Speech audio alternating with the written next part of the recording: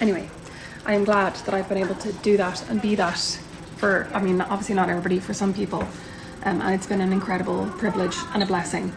But I think I have not always been good at looking after myself in the midst of that and establishing my own boundaries and recognizing when I need to step away from the conversation or the discourse.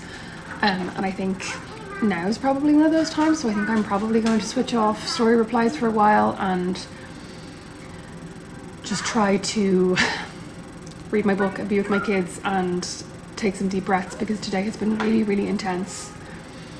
And like I said, I do feel incredibly lucky and privileged to be able to be in a position where the things that I say and the things that I do sometimes make an impact. But it is difficult to be that kind of, you know, there's a reason that therapists have therapists, and also that therapists are highly trained, which I am not. I am actually going to stop talking about this now though, because I'm really tired and like I've got so many messages from women who had very dodgy experiences with him, and it's awful and it's really depressing and really tragic for them, and it's really hard.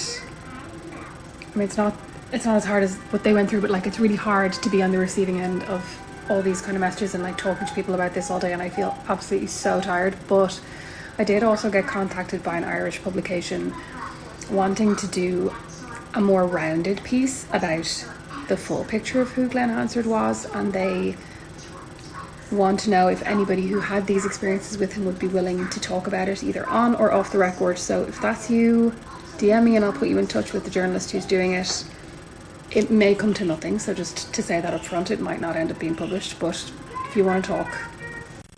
You know what it actually reminds me of? The very first time that I wrote about my own mental health, and I wrote about being diagnosed with depression and going on medication for depression, and this was in the Irish Times probably 18 years ago, 17, 18 years ago.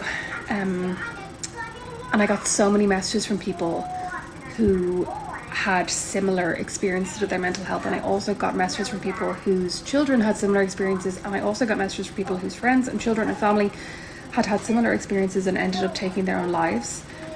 And I think when I first decided to write about my mental health, I was very cognizant of the fact that I'd be like opening myself up to having my own experiences and my own diagnoses kind of analysed, but I didn't realise how much you open yourself up to being a sounding board or a listening ear for other people. And I'm like truly privileged to have been able to do that, but it was and still is sometimes really difficult.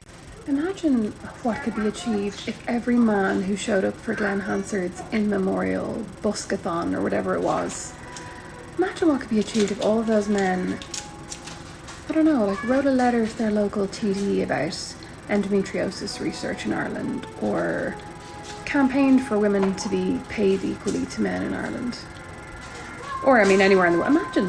Imagine what they could do with that collective power, instead of showing up for an in memoriam busking session for a man who groomed underage girls. Imagine.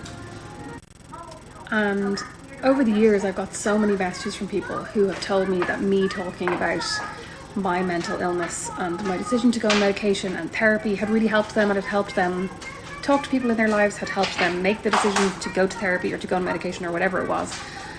And like, that's honestly one of the best things about what I did as a journalist, and one of the best things about what I do now by sharing my life and experiences on social media or in my newsletter, is that I do get to connect with people, and I get to feel like there are things that I can share that will have a positive impact on other people's lives. And that is an incredible thing, like an incredible thing to be able to say about your work and what you do. And I feel so lucky, but I definitely underestimated how much of a toll it would take on me to be that sounding board, or even like a mirror for other people. Oh, and this is going to seem really cynical now, but I just want to give a reminder because it's the last day. I have a newsletter where I share snippets from my life. I share observations about living in the US. I share a money diary each and every week where I detail everything that I buy and how much I spend. I shared a piece the other week about my son being diagnosed with autism when he was 18 months old and what that journey has been like. He's now 4.5. if you would like to sign up to my newsletter, there's 25% off an annual membership, and this is the last day of that offer. And if you sign up at the 25% off rate, half of your initial first year's sign up fee, I think it works out like €46 or something, half of that will go towards the Palestine Children's Relief Fund. So you get 25% off, half of your money is going to charity. You get to support me and support my work and read about my life and read about being an immigrant in America at possibly one of the worst times in history to be an immigrant in America. Now I'm going. So every night, right, because I live in hell, we have to water our grass. Little do you know, living in Ireland, how blessed you are not to have to water your grass. Although I know, can't talk. Although I know the last few weeks have been touch and go when it comes to the grass. Although you haven't been allowed to water it, have you? But we don't care about the environment here, so it's fine. Anyway, so we water our grass. Brandon usually does it, which I didn't realise was such a blessing until he went away for the week. And now let me tell you, single parenting is so hard. I'm only doing it for like 2 days. I mean, so far I'll be doing it for 5 in total, which is basically qualifies me for a sainthood. Single parenting is so hard. Single parenting with lawn you have to water, just not even doable. Barely doable. I don't know how anybody does it.